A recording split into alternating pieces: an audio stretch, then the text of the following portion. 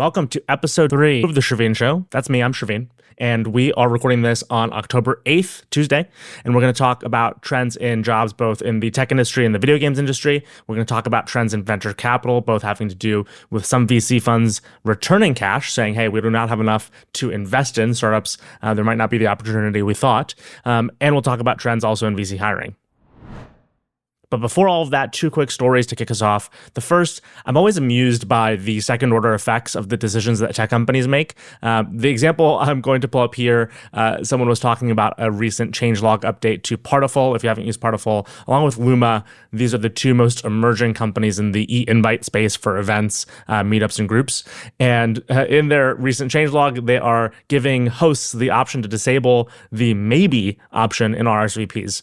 In other words, forcing people to either say yes or no, which hosts may or may not, really enjoy that feature to bully their attendees into deciding. But I think this is a part of, again, a larger discussion. We don't have enough of the second order consequences of decisions that random product managers or founders make. The other example that I really love, tipping culture in the US, people want to blame a lot of different societal factors, but an underrated societal factor is all of the point of sale systems that a lot of tech companies were responsible for the past decade, made tipping interfaces really popular, really easy to spin and turn to the customer, really easy for the restaurant or the store to decide what rates of tipping they wanted to encourage. And that cannot be discounted as one of the causes of our current tipping culture. So if you're mad about tipping, yes, we can blame business, we can blame cultural norms, we can blame a lot of things, but we also have to blame the product managers who really emphasized the tipping screens in their point of sale systems over the past decade. So Partiful also doing something here with the reduction of maybe RSVPs that could have a similar consequence. Just a fun thing to watch out for. Next up, if you don't follow Ethan Malik on Twitter or Threads or wherever he is, you should. He posts a lot about AI research. He is often citing academic papers and the latest in AI trends. And his tweet here, quote, through April 2023, the release of ChatGPT led to a 2% drop in the number of jobs on Upwork and a 5.2% drop in monthly earnings. We find a similar reduction in the employment outcomes of freelancers offering design and image editing services. So he is citing a research paper here coming out of actually WashU, my alma mater. And a lot of the indication here, this is just in 2023, is that the rote stuff, the tedious stuff, the stuff that AI is already good at, has already made an impact in worker marketplaces like an Upwork. Also have the full paper up here, the short-term effects of generative artificial intelligence on employment, evidence from an online labor market. And they were examining the effects of large language models on the outcomes for freelancers. I think this is just the early example of what we're going to see. This is actually, by the way, coming out of NYU Stern, not out of WashU, but a couple of the researchers are out of WashU. We're going to see a lot of this sort of research and a lot of this sort of impact over the next few months, especially with things like O1, the latest model coming out of OpenAI, the ability to reason and do more primitive, let's call it, tasks, especially things that don't require a long-term engagement, let's say with a client to understand its impact or to work with a team. If you're doing a one-off task, if you're doing something that requires a day's worth of work or is done in a silo, and that's what a lot of work on a platform like Upwork or Fiverr is all about, you're going to see a massive impact on founders or teams or enterprises deciding to use generative AI and getting their teams really good at utilizing generative AI rather than utilizing a quick consultant or a quick freelancer. So again, just a paper worth noting, and this is just about 2023. So I'm curious to see either these folks or someone else talk about the impact as we're in late 2024. Okay, moving to one of our main topics for the day, I want to talk about trends in hiring, and we're going to start actually in the video games industry, adjacent to tech. So Matthew Ball, who is an analyst and writer about a lot of things within the video game industry, I actually don't know what he versed himself as. Let's see, let's hover. An entrepreneur, advisor, and angel investor. But he talks a lot and writes a lot about trends in the video game space. And he's talking about reported layoffs in video games. I actually wasn't tracking this as closely in 2024, but over the past 3 years, similar to tech, massive downturn and a large number of layoffs. In 2024 alone, 13,300 folks laid off in the video game space. 2023, it was 10,500 folks. And 2022, 8,500 folks. And each of these years has been a record in the number of reported layoffs happening in the space. In Matthew Ball's full post on the subject, he goes into a few other subtrends that I think are quite notable. And One of the more interesting that we can just track is the increasing cost within Insomniac's Spider-Man video game franchise. So these are titles released, the first one in 2018, then their 2020 spinoff Miles Morales, and then in 2023 was Spider-Man 2. And the cost, $100 million for the 2018 release, $156 million for the 2020 release, and $315 million for the 2023 release.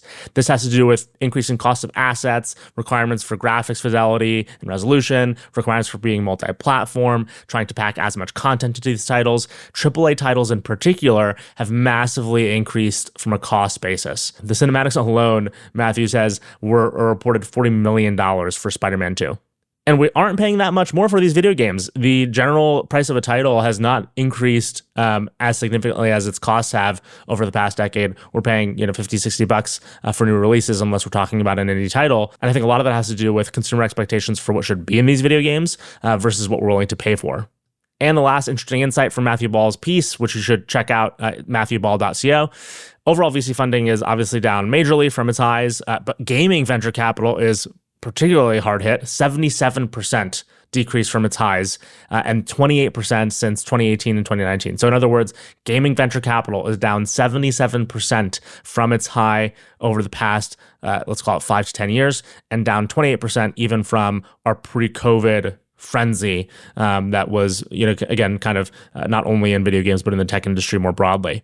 And the impact of venture in these spaces, whether it's in tech spaces or in video games, cannot be understated. The amount of dollars that then go to just massively increasing headcounts at these different companies and stacking expectations upon them for revenue and profit cause a lot of what you now see in the ability to just kind of lay off a lot of folks in the industry. And by the way, a lot of this has to do with impact that we won't feel as consumers, necessarily in the short term. So, for example, people might not feel that, the video game industry has shrunk, let's call it 77%, but a lot of that is because people were building new studios. New studios take a long time to release their video games. Or we had the trend of live service video games where you weren't just releasing a game in isolation, but planning to support it for 2, 3, 5 years afterwards with content releases and updates. And so, although it's down 77%, consumers, again, won't feel this as much, but people inside of the industry who already, from a wage basis or a kind of expectations of work basis, already have it tough compared to, let's say, their peers in, kind of mainstream tech, it's just going to get worse. More expectation or the same expectation from consumers, but a dearth of funding and a lack of increase in revenue is going to mean a lot of bad things for the industry moving forward. And I think we need a solution here that no one's really pointed out for the video game space. This is why you see a lot of consolidation. This is why you see people like Microsoft, PlayStation, and the bigger players in the space consolidating studios and publishers. And I think whether you think about it as a barbell, you're going to have a lot of indie studios that do well. Some AAA players do well. We're going to have a real emptiness in the middle for a while here as the video game industry figures out exactly how to serve its customers. And again, I feel for the folks getting laid off in this space. It's a passion space. A lot of people working as video game developers, they work hard. They're not getting paid competitive wages compared to their peers. And in this case, they don't have a lot of control over what's been happening in their industry. Okay, let's move, though, to tech. And Carta always releases fantastic data. Carta, for those who don't know, is the venture-backed startup itself that provides cap table software to other startups and private companies.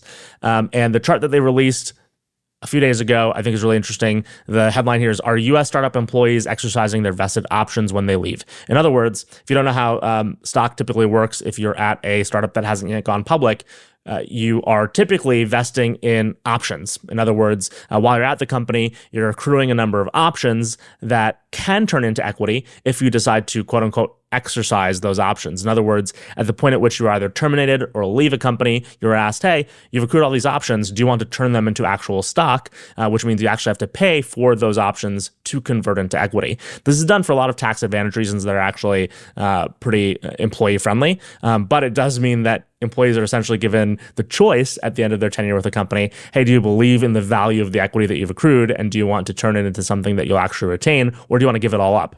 And more, Carta is pointing out, people are deciding not to exercise their options. And that is really a a decision by these employees or forecasting by these employees. They don't think that equity will make them money over a long enough time horizon, which makes total sense. In the 2020 to 2022 fundraising environment, a lot of companies were overvalued. A lot of the equity that employees were receiving were at really high prices that these companies haven't yet proven out again, right? So like if you raised at, let's say, a $500 million post as a startup in 2021 off of, let's say, $10 million of revenue, you might still have 10, 15, even $20 million of revenue here in 2024, and your company is not going to be valued if you go fundraise right now at that $500 million mark. The expectations on you, the expectations for growth, and in general, the expectations for an IPO have all risen. And so, again, employees kind of have to make this choice. What's the relationship between the cost of buying my options, the value of the shares themselves, and the future value of the shares as the company goes out into the future? So an interesting and notable trend, and a lot of employees essentially saying, hey, I'm out. It was fun while it lasted, but this equity is no longer worth what it might have been. And to put some particular numbers to it, so the percent of startup equity exercised before expiration in 2021, it was somewhere in the realm of 45 to 55% of startup equity was being exercised before it was expired. So 45 to 55% of that equity or those options people decided to turn into equity. That means they paid the price to turn their options into shares. Now in 2024, we're in a 19 to 33% range, depending on the value of that equity. So we've dropped again from 45 to 55% of equity of options being exercised to instead 19 to 33% of options being exercised, depending on the value of those options. So a massive refutation by the base of startup employees out in tech on the value of their startup equity. It's a lottery ticket in so many ways. You have more control over the value of a company when you're working at it than you do, let's say, if you actually bought a lottery ticket, yet still so many different factors go into the determination of what that company is going to be worth and whether it's ever liquid for employees, founders, and investors. And I just want to wrap this up with a trend in hiring that I think is notable. This tweet went viral, and many tweets and Reddit posts like it have gone viral over the past 6-12 months, which is somebody using an AI bot to automatically apply to 1,000 jobs in 24 hours, and they got 50 interviews. And I think this is a bad thing.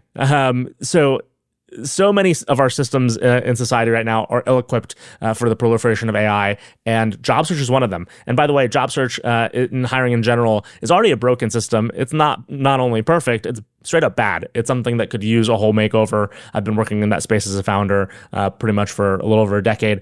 And yet still, I think the trend of folks using AI tools to write automated cover letters, to automatically apply to jobs, to cheat during interviews, all of these things, not only are they questionable from an ethics perspective, but they also make hiring really, really challenging. Imagine posting a job and getting 1,000 applications that are all AI generated, where you can't distinguish one cover letter from the next, where resumes are being customized and honestly don't really represent the candidate in question. How, as a hiring manager, as a company, do you deal with the influx of noise and find the signal? And I don't know the answer here. All I know is friction is not always bad. And so the fact that, to apply to a job, you had to fill out a form, tell folks about yourself, write a custom cover letter, all of these things, they weren't perfect. The system of job search and hiring, again, far from good, and yet still better than what I think we're creating here. And this is obviously going to be a transition because the system will break. So we're not going to live in this particular machination of things for too long because there's no way this is sustainable. All right, our final story for the episode. Venture capital from CRV is planning to return $275 million to its investors. So VCs have their own investors. VCs get money from LPs. So LPs give money to VCs. VCs give money to startups. But CRV is saying there are not as many promising mature startups to invest in. So we want to give some of the money back. We have less opportunity out in the market. This is coming out of the growth fund. So this is later stage startups that they're saying aren't as promising, which makes total sense because these startups will have raised, let's say, during the 2020 to 2022 frenzy at really high valuations that they can no longer justify. But in general, I think this theme of venture capital not seeing as much opportunity or being confused, especially given the conflation of both venture capital and tech being in a downturn, but the boom of AI really being confusing for individual investors and firms as to what their strategy should be. And they're not first, though. I think in 2023, it was a founders fund that actually decided to give some money back and decided to kind of take a stand and say, look, early stage startups right now are going to change. The opportunity is not as promising as we thought it was going to be. And when you have these really large funds, you have to make a lot of cash back to actually justify and make a decent return for your investors. The smaller the fund, the lower the expectations as to the return. And so these investors are going, hey, we don't want to take your money and do a poor job with it. We prefer instead do a better job with less money. I'm going to relate this to two other stories. The VC firm NFX laid off some of its employees, although it plans to hire more investors. In other words, certain employees at a venture fund do operations, and then there are investing employees. These are folks who are actually putting capital to work. And so they do plan to hire more investors, but laid off more employees. Initialized, a venture capital firm out of San Francisco, also laid folks off a couple weeks ago. I think you're seeing VC firms trend towards being not only smaller and kind of rebalance from the perspective of how many people they actually employ for the exercise of investing, but also shifting from operations and platform teams who do things like help their portfolio companies hire, market, host events, things of that nature, and focus more on just holding investors as employees. In other words, people who put capital to work, which makes sense in this more pessimistic and slow-moving market. You need less of the flashy talent team or events team to woo founders over, and you need more of an ability to find really great investors who can sort signal from noise. But whenever an industry crunches itself like this, downsizes, lays people off, and resorts, there are unfortunate, unintended, sometimes intended consequences. And The Information wrote a fantastic piece that I highly recommend folks check out, titled "Why Women in Tech Are Sounding an Alarm."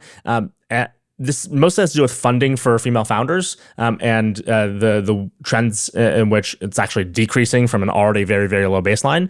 But I think this relates to the safety that people also seek in tech downturns. So venture capital obviously is a heavily male-oriented, heavily white from a demographics perspective. And in times when things are getting tougher and sorting signal from noise gets harder and folks are struggling to find returns, they seek safety. People they know, trends they know, patterns that they know. No longer are they going to be as risk-taking or looking for what's next as what's reliable, what feels safe, what feels guaranteed. And so at a time where venture capital firms are saying, hey, we want to shrink the sizes of our teams, we want to invest less money out into the world, we want to focus more on what we know, I think this trend is only going to get worse. That's why the piece from The Information, I think, is key to read. The amount of funding that's going to women in tech is already small and yet still feels like it's at risk. The amount of folks who are probably going to hire female partners is probably at risk because they're going to decide to shrink their investing teams and go with who they know, which again is typically going to be someone in, as The Information put it, in their brotastic past. So again, not a fantastic trend in general, both from a top line capital availability perspective for startups in the tech ecosystem. But then whenever that happens, you're going to see the outskirts of tech, the folks who are trying to join the industry, expand the industry, get hit the hardest. I don't have a solution today, but it's something I'm definitely going to be watching for. It's a trend that I don't particularly love. I think our industry is at its best when we are inviting more people into the tent. Okay, going to wrap things up here with a recommendation. If you haven't listened to it already, Nilay Patel, host of the Decoder podcast, interviewed the CEO of Rabbit, which makes the R1 device, the bright orange AI-enabled device, Jessie Liu.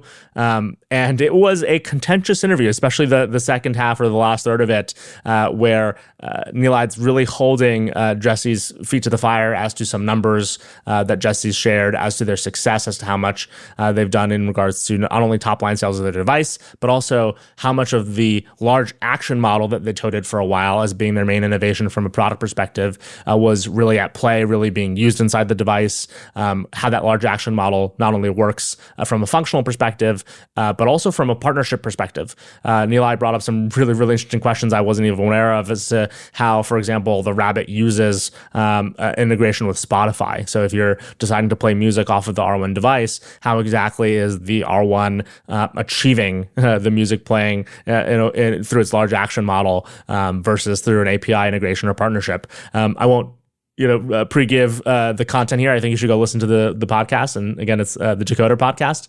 DECODER. But some of Jessie's answers were A, confusing and confounding, but B, in some cases, actually quite interesting and indicative of a potential future of large language models and agentic LLMs interacting with the rest of the web. So highly recommend because it's both entertaining and educational. Check it out. Nilay Patel did a great job interviewing Jessie Liu of Rabbit. All right, that's it. That's episode 3 of The Sherveen Show. Hope you enjoyed it. Subscribe, press the like button, leave a comment down below, share it with a friend. Support means a whole lot. See you next time.